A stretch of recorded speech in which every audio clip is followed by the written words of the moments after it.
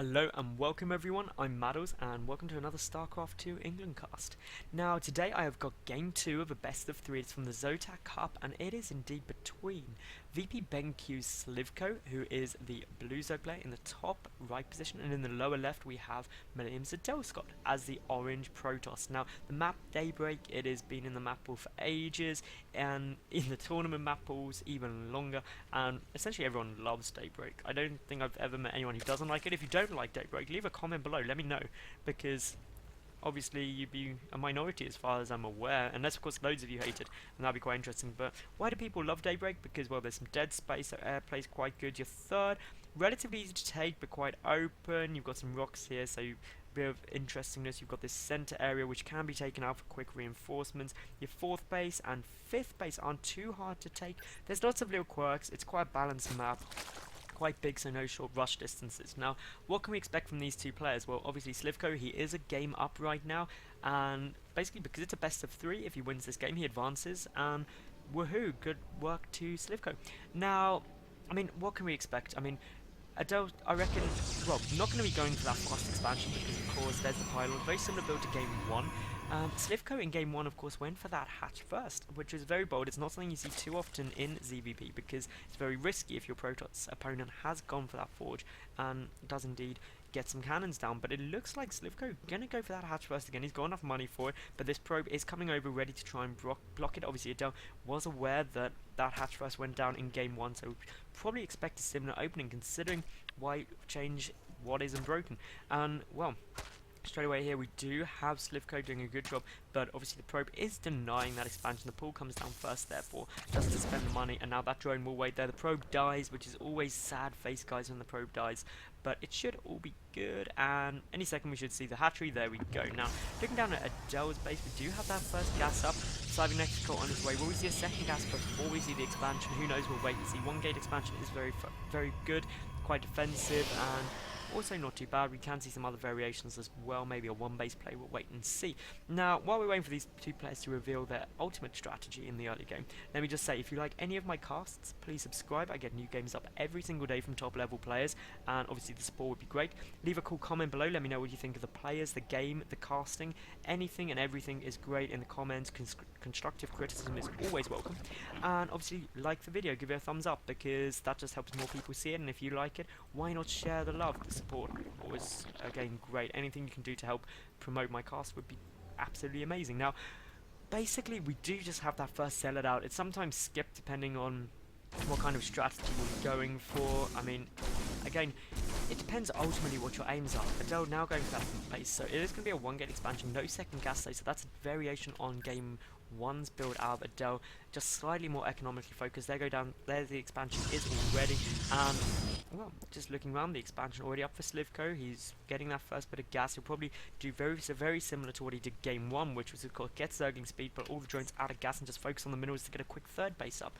But so far this game isn't really following the standard meta game you see in ZVP, as we, well, very similar to game 1. It wasn't the standard, and I like games that aren't the standard. Now, we do have that second gateway being added on, so very similar. Of course, in game 1, if you remember, MillAdel walled off with 3 gateways at the front and also had a 4th gateway at the back, and eventually went up to 5 gates and put on quite a lot of sentry pressure, which was very shut down. Well, very shut down, that doesn't even make sense. Was shut down very hard by sLivko. So we'll wait and see exactly what happens here, but for the time being, things are looking okay. I mean, both players relatively defensive at the moment. Of course, sLivko is ahead in the work count already. Once that second, well, once the third queen comes out, the creep spread will be good. We do have the third hatchery on its way already, and of course, we do have that overlord in a great position to see exactly what's going on. Second and third gateways are being added on. Obviously the fourth one there as well, so this is a very similar opening to what MillAdel did in game 1, except that second gas was quite a bit later.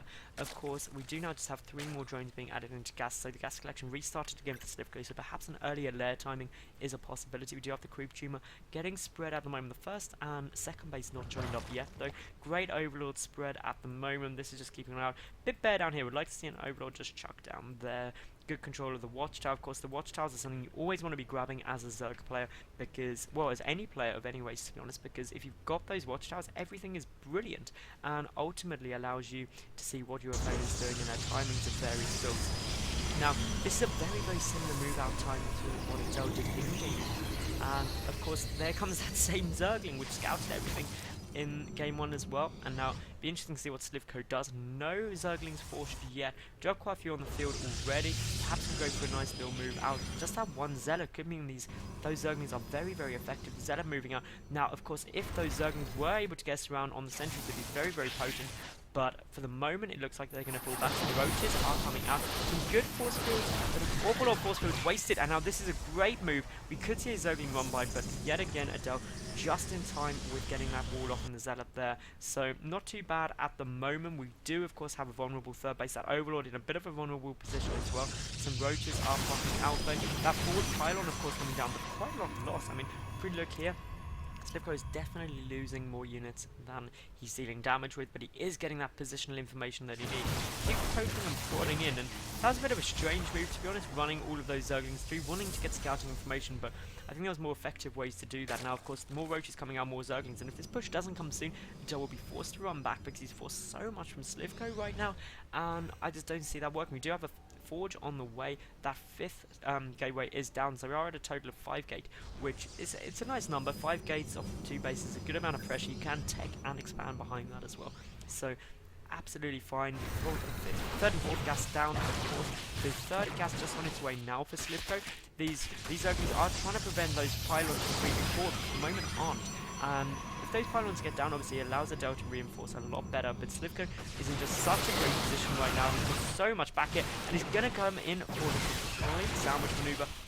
And I think that's going to work incredibly well, because here we go, we've got quite a few Zerglings coming in. There's not that many Zerglings behind though with 3, but still more force fields are getting thrown down, and at this stage of the game, you can't afford to spend too many force fields. I mean, if we look at the energy, it's still there, there's still enough for a couple of force fields, but again, you want as many as you can for when you go for that big engagement. And of course, still, we've just got sLivko pumping more and more units. He's got a good number of roaches, force fields on their way down, but a bit too slow in my opinion. Now, we do have a couple of Zerglings picking up the pylon, coming around from the back, completely cornering all of these units.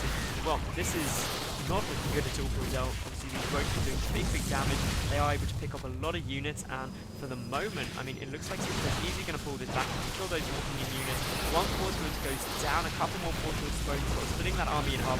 Adele has a good arc, but of course, those roaches is able to come back in. We do have more Zerglings on their way, more roaches on the way as well. sLivko has held this for the moment and has lost only slightly more resources, which of course doesn't matter too much because he's on 3 bases compared to 2. Got some roaches coming in from behind right now. They're a bit suicidal apparently, but that's all good. We'll allow a bit of a sandwich maneuver, hopefully picking up a couple of units, and once it does fall, and to a small group of units, that's not what you want happening. These roaches are able to do quite a bit of damage. Obviously the stalkers are able to just run away, trying to fight the roaches a little bit if they can. The roaches control great by sLivko. The force fields are running out, all the sentries are out of energy, and of course the sentry numbers themselves. And when we look here, we've got Adele cornered absolutely.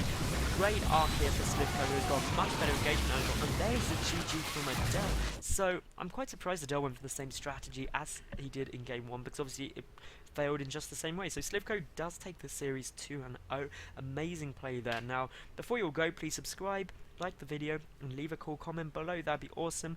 And obviously check out my channel for some more cool casts. See you soon, guys. Thanks for watching. Bye.